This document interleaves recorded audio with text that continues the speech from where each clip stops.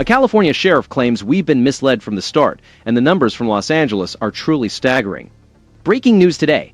Stay with us as we uncover the truth about the breakdown of order and reveal who stepped up to restore it. Hello, and welcome to That News Show, where we discuss the latest facts, fakes, and hypocrisy as reported by the legacy media. Let's roll the tape. Fox News reports that a California sheriff claims we have been misled from the start. When law enforcement steps in to restore order, they face criticism, because acknowledging the truth jeopardizes their hold on power. Tonight, we discover that as Los Angeles faced fires and businesses suffered, the main leaders, who are mostly Democrats, pointed fingers at federal intervention rather than acknowledging their own policy failures. Consider this: whenever chaos erupts in our cities, why do those in charge assure us that everything is under control and there's nothing to worry about? Buckle up, folks.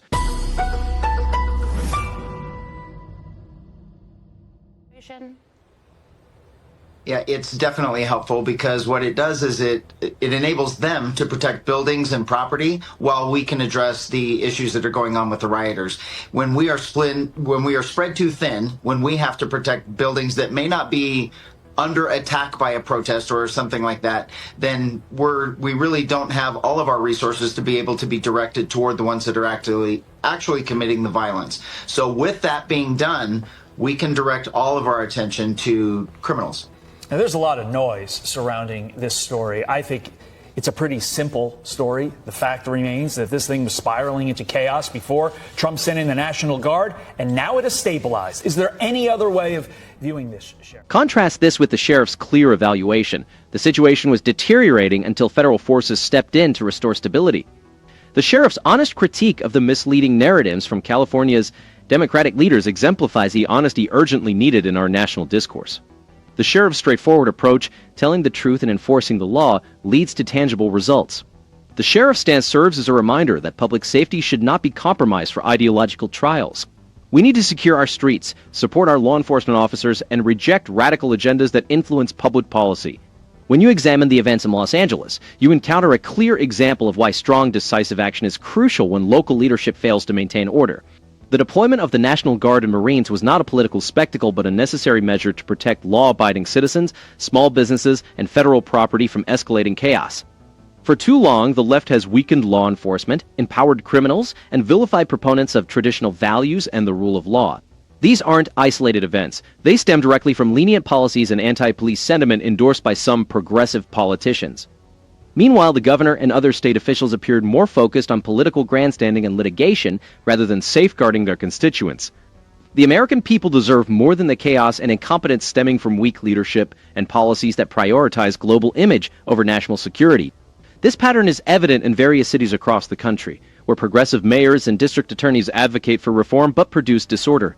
This underscores the importance of prioritizing public safety over political correctness. They slash police budgets, restrict officers' capabilities, and then seem baffled when crime escalates. Allowing mobs to dominate erodes community trust and endangers innocent lives.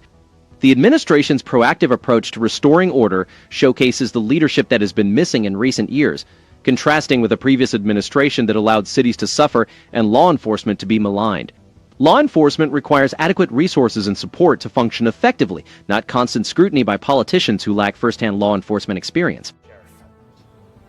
No, there isn't. We've been lied to from the very beginning.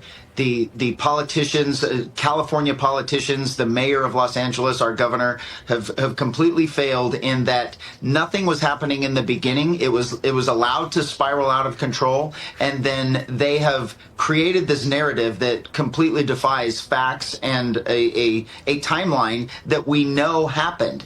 And they keep calling it a peaceful protest, mostly peaceful, whatever they want to call it. But the reality is that law enforcement officers are being attacked, property is being destroyed, and it is out of control violence that...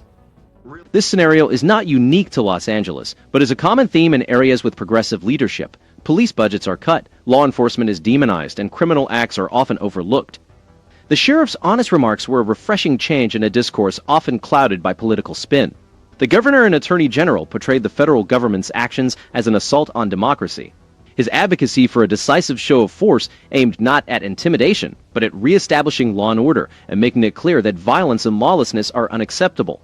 Cities like Seattle, Chicago, and New York have experienced similar upheavals, where anti-ICE protests have escalated into violence, and local authorities have sometimes hindered federal efforts to manage the situations.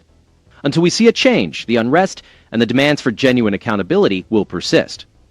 Yet they overlook the rights of citizens whose businesses were destroyed, whose safety was compromised, and whose trust in local governance was eroded by this inaction. This chaos was not the result of peaceful protests, but a consequence of policies that restricted police effectiveness and emboldened troublemakers. Their reluctance to enforce immigration laws and their support for sanctuary policies only exacerbated these issues, making it more challenging for law enforcement to maintain safety and security. The reality was stark. Dozens of businesses were looted, nearly 200 people were arrested in one day, and attacks on law enforcement officers surged.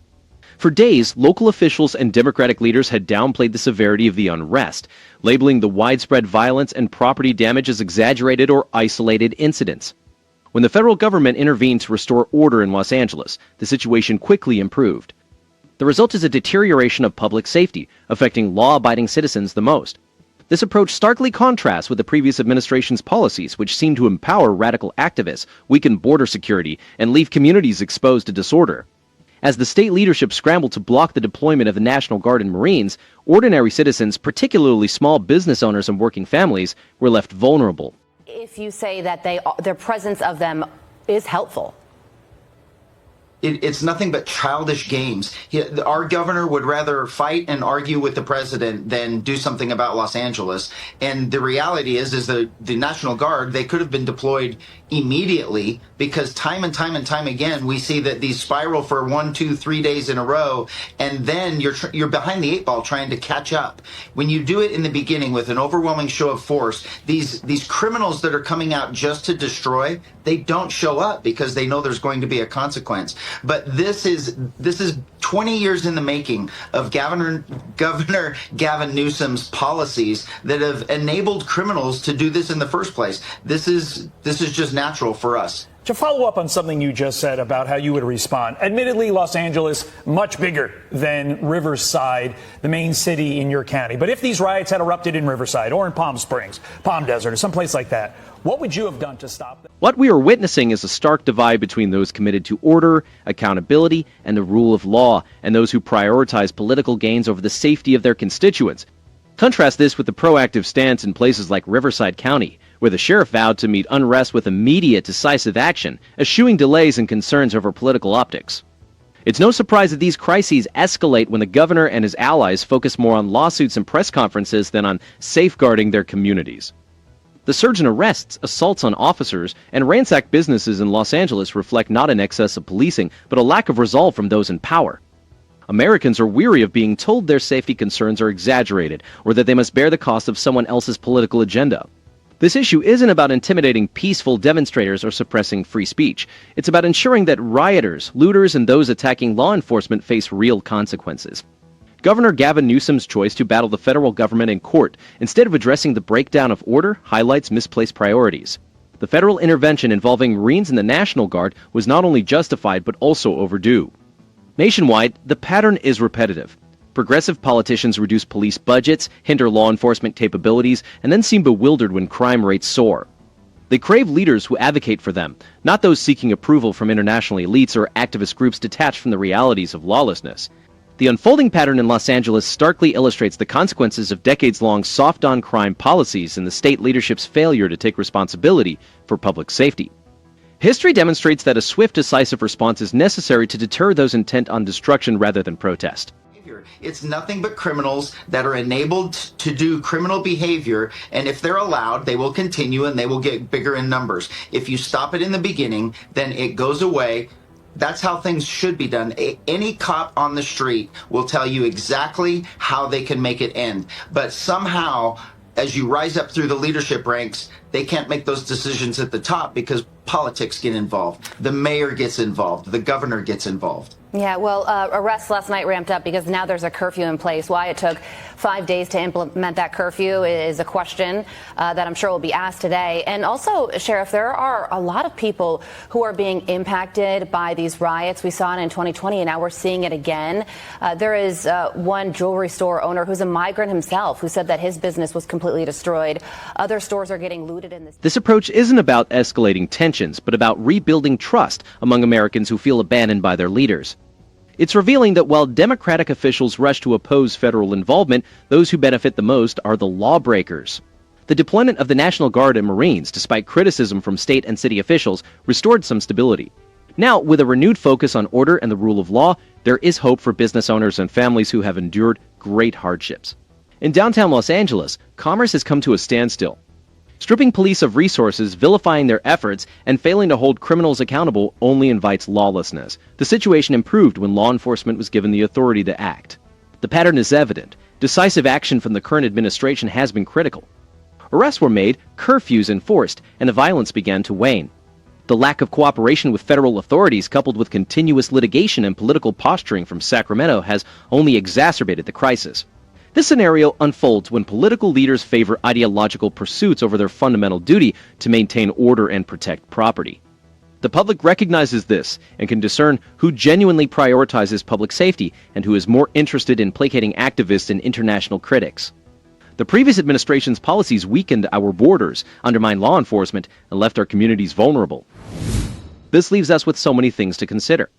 Tonight, a California sheriff courageously highlighted a truth many in power shy away from. We have been misled from the beginning. For years, the Democratic establishment, supported by media allies, promoted anti-police rhetoric that fueled chaos and compromised our community's safety. If we desire a country that serves its citizens rather than global elites or radical ideologues, we must demand truth, back those who protect us, and reject the comforting lies of the past. Why then did the previous administration, Biden and Harris, opt for division and disorder instead of order and honesty? Under President Trump, we see an administration that supports law enforcement and prioritizes public safety. The real question isn't whether we've been misled, it's whether we're ready to reclaim our future. Don't forget to like, subscribe, and leave your comments below. This has been That News Show. That's all I have for now.